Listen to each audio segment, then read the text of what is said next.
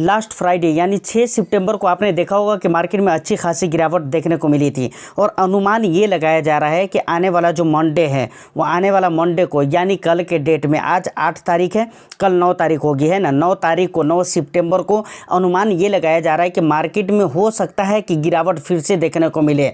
तो अब मेन मुद्दा ये आता है कि अगर गिरावट हुई तो मैंने इससे पहले की भी वीडियो में कहा था कि आप उसका फ़ायदा कैसे उठा सकते हैं। यानी अगर आपने फ्राइडे को लमसम वगैरह किया है तो ठीक है, अगर नहीं किया है, बाय द वे अगर किसी मिस्टेक किसी गलती की वजह से अगर आपने लमसम करने से आप अगर चूक गए हैं तो अब आप आगे कैसे लमसम कर सकते हैं, तो उसी के बारे में हम डिटेल्स में बात करेंगे कि गिरते मार्केट में लमसम कैसे कर सकते हैं। दूसरी बात, गिरते मार्केट में एसटीपी आपको स्टार्ट करना चाहिए या नहीं करना चाहिए, ख़ास तौर से अगर मार्केट की गिरावट की नीयत से अगर आप एसटीपी करना चाह रहे हैं तो वो चीज़ें आपको करना चाहिए या नहीं करना चाहिए। तीसरी एक और भी इम्पोर्टेंट जो कि बात होने वाली है वो ये होने वाली है कि बहुत सारे लोग जब देखते हैं कि भाई इस इंडेक्स के अंदर गिरावट हो रही है, मानकर चलिए कोई पहले से मिड कैप के अंदर इन्वेस्टेड है किसी न किसी मिड कैप के अंदर, अब वो देख रहा है कि भाई ये स्मॉल कैप के अंदर ज़्यादा प्रॉफिट हो रहा है, तो क्या मिड कैप से उनको स्मॉल कैप में स्विच करना चाहिए या नहीं करना चाहिए। इन 3 मुद्दों पर हम डिटेल से बात करेंगे और ये तीनों गिरते मार्केट की बात करेंगे। तीनों मुद्दे जो होंगे वो गिरते मार्केट के टाइम पर ये सारी चीज़ें हम कर सकते हैं या नहीं कर सकते हैं या कैसा कर सकते हैं, इन तमाम तर मुद्दों पर हम बात करेंगे। तो यकीनन वीडियो बहुत ही इंटरेस्टिंग होने वाली है। एक लाइक कर दीजिए, शेयर कर दीजिए, चैनल को सब्सक्राइब नहीं किया है तो चैनल को भी ज़रूर सब्सक्राइब कर लीजिए। और ख़ास तौर से टेलीग्राम पे मैं बहुत सारा अपडेट करता रहता हूं, तो टेलीग्राम चैनल और मेरे सेकंड चैनल का आपको लिंक डिस्क्रिप्शन में मिल जाएगा, तो टेलीग्राम को भी ज्वाइन कीजिए और हो सके तो आपको अगर लगे तो आप सेकंड चैनल को भी ज़रूर प्यार दीजिए। बाकी और भी सोशल मीडिया है तो वहाँ पर भी आप हमसे कनेक्ट हो सकते हैं। अब आते हैं सर डायरेक्ट मुद्दे पर। यहाँ से मुझे लगता है एक एक बात आपको बहुत ही गंभीरता से लेना चाहिए और बहुत ही केयरफुली आपको सोचने और समझने की ज़रूरत है जो बातें मैं अभी आपको कहने जा रहा हूँ। देखिए, मार्केट में जब गिरावट होने लगती है तो हम आंख बंद करके वहाँ पर लमसम करने लगते हैं, जबकि ये बातें बिल्कुल ही गलत है। आपको आंख बंद करके लमसम नहीं करना चाहिए। मेरे कहने का मतलब है कि आप जब लमसम करते हैं गिरते मार्केट में तो वहाँ पर आपको ये चीज़ें ध्यान देनी चाहिए कि भाई मेरी पोर्टफोलियो में कौन से फंड है। सबसे पहले तो आप अपनी पोर्टफोलियो को पलटी करिए, अपने पोर्टफोलियो को देखिए, आपके पोर्टफोलियो में किस किस कैटेगरी के फंड्स हैं, कौन कौन से फंड्स हैं। तो वहाँ पर जब आपको लग जाए कि भाई हाँ ये इस कैटेगरी का इस कैटेगरी का इस कैटेगरी का फंड है मेरे पोर्टफोलियो में, तब आपको दूसरी चीज़ जो इम्पोर्टेंट चीज़ है वो आपको ये देखना चाहिए कि किस इंडेक्स में गिरावट हो रही है। मानकर चलिए आपके पोर्टफोलियो में लार्ज कैप भी है, मिड कैप भी है, स्मॉल कैप भी है, मल्टी कैप, फ्लेक्सी कैप भी है, ये 4-5 कैटेगरी के फंड है। अब आपके पोर्टफोलियो में 5 कैटेगरी के फंड है। अब मार्केट को अगर देखा जाए तो मार्केट गिर रही है, सिर्फ निफ्टी, सेंसेक्स, इस तरह के इंडाइसेस गिर रहे हैं, निफ्टी नेक्स्ट 50, इस तरह के मतलब लार्ज कैप इंडाइसेस जो हैं वो गिर रहे हैं ज़्यादातर मोस्टली, और आप स्मॉल कैप के फंड में लमसम कर रहे हैं, तो ये बिल्कुल गलत हो जाएगा। फिर वहाँ पर आपको लमसम करने का कोई फ़ायदा नहीं होगा। तो सबसे पहली चीज़ क्या ख्याल में रखना है, ये ख्याल में रखना है कि किस इंडेक्स में गिरावट हो रही है। जिस इंडेक्स में गिरावट हो रही है उस कैटेगरी के फंड में आपको लमसम करना है। जैसे स्मॉल कैप में गिरावट हो रही है तो स्मॉल कैप फंड में आप लमसम कर सकते हैं, मिड कैप में गिरावट हो रही है तो मिड कैप फंड में आप लमसम कर सकते हैं। अब बहुत सारे लोग क्या करते हैं कि गिरावट हो रही लार्ज कैप में, गिरावट हो रही निफ्टी सेंसेक्स में, और वो स्मॉल कैप में लमसम करते हैं। फिर बाद में उनको समझ में आता है यार ये तो कोई फ़ायदा ही नहीं हुआ है लमसम करने के बाद। तो ये पहली बात हो गई, सबसे पहली चीज़ ये ध्यान में रखना है। अब दूसरी चीज़ जो आपको ध्यान में रखना है, देखिए मार्केट गिर किस हिसाब किताब से रही है, किस परसेंटेज के साथ गिर रही है। मतलब ऐसा नहीं कि मार्केट अगर आपके पास 50,000 रुपया है तो ऐसा नहीं कि मार्केट गिर रहा है 0.5%, 0.50%, इस तरीके से मार्केट गिर रही है, 1% मार्केट गिर रहा है और 50,000 1 लाख रुपया आप डाल दे रहे हैं, तो ऐसा भी नहीं होना चाहिए। आप देखिए कि गिरावट जिस हिसाब किताब से हो रही है उसी हिसाब किताब से आपको पैसे भी लगाना है।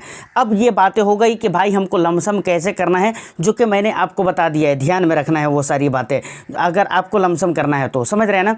और एक बात, अगर आपकी पोर्टफोलियो में मानकर चलिए आपको लमसम करना है स्मॉल कैप में लमसम करना चाहते हैं, ऑलरेडी आपके पोर्टफोलियो में स्मॉल कैप है कई सारे, तो लमसम करने के लिए आपको अलग से स्मॉल कैप लेने की ज़रूरत नहीं है। आपके पोर्टफोलियो में जो स्मॉल कैप है आप उनमें ही लमसम कीजिए, इस बात को भी याद रखना बहुत ही ज़रूरी है।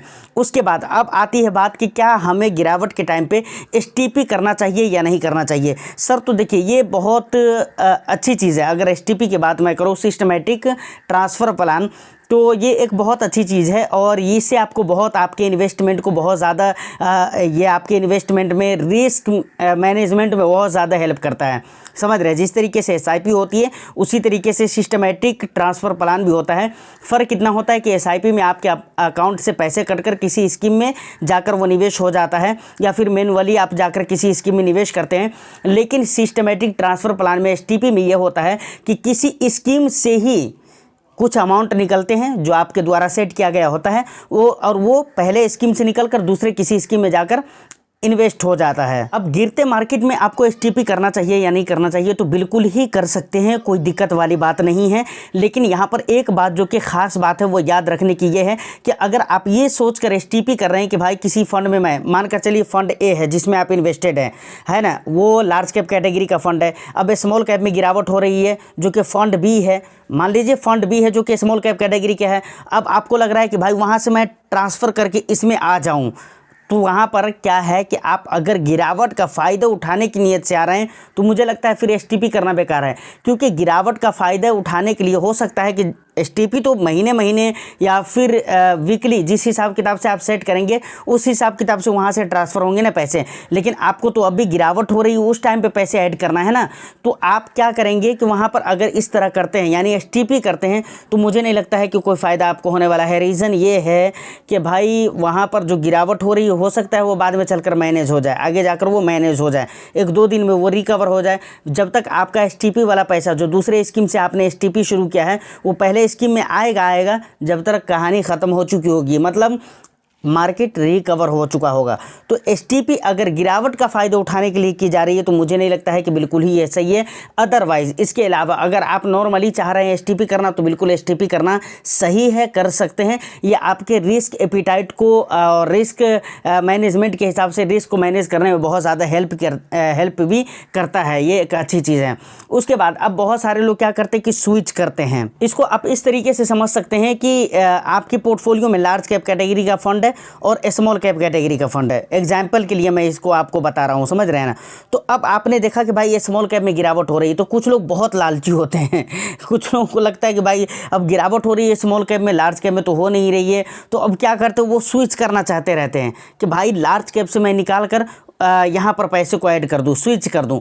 तो मुझे लगता है कि सिर्फ गिरावट के लिए अगर आप ऐसा कर रहे हैं तो मुझे लगता है ये भी करना बिल्कुल ही सही नहीं है, समझ रहे हैं ना। क्योंकि स्विच करने के नियम क्या है, सबसे पहले तो ये आपको पता होना चाहिए। स्विच अगर आप करते हैं तो सेम एक तरह से आप अपने फंड को रिडीम करना हुआ, क्योंकि स्विच करने के लिए रिडीम करना पड़ता है, समझ रहे हैं ना।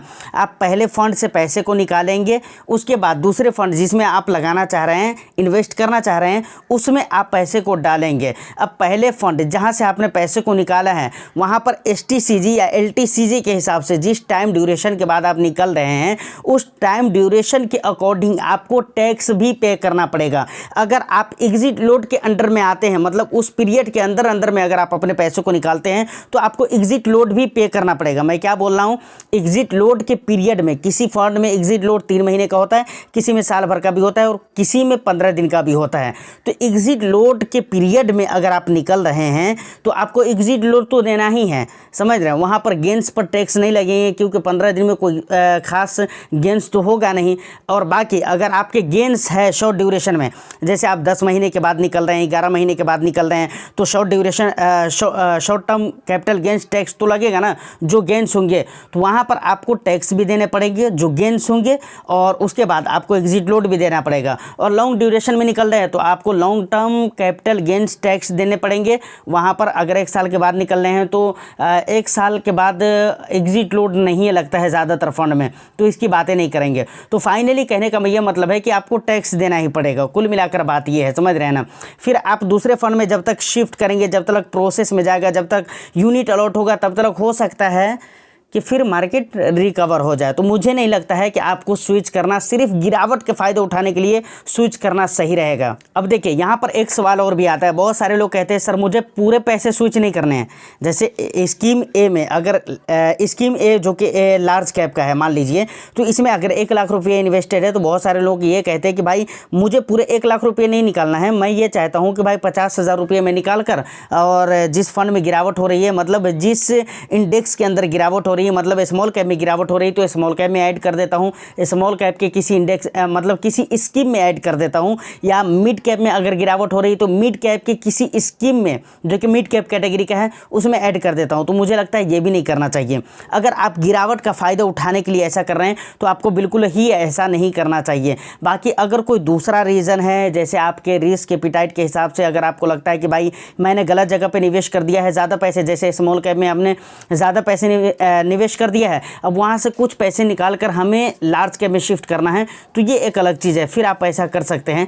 नहीं तो अगर आप सिर्फ लमसम करने की नीयत से और क्या कहते हैं कि मार्केट की गिरावट के हिसाब से अगर आप ऐसा करना चाह रहे हैं, तो मुझे नहीं लगता है कि ऐसा करना बिल्कुल ही सही है। अगर मार्केट की गिरावट का फ़ायदा ही आपको उठाना है तो आप ऐसा कीजिए, जो आपके पास पैसे है, जो पहले फंड में निवेशित पैसा है उसको आप रहने दीजिए, इन्वेस्टेड अमाउंट को रहने दीजिए। अगर आपके पास पैसे है तो नया इन्वेस्टमेंट कीजिए, नया पैसा आप लगाइए, मेरे कहने का ये मतलब है। तो यहाँ तक ये सारी बातें क्लियर हो गई। उम्मीद करता हूँ कि जो भी इंपॉर्टेंट बात मुझे कहनी थी, करनी थी, वो मैंने आपको बता दिया है।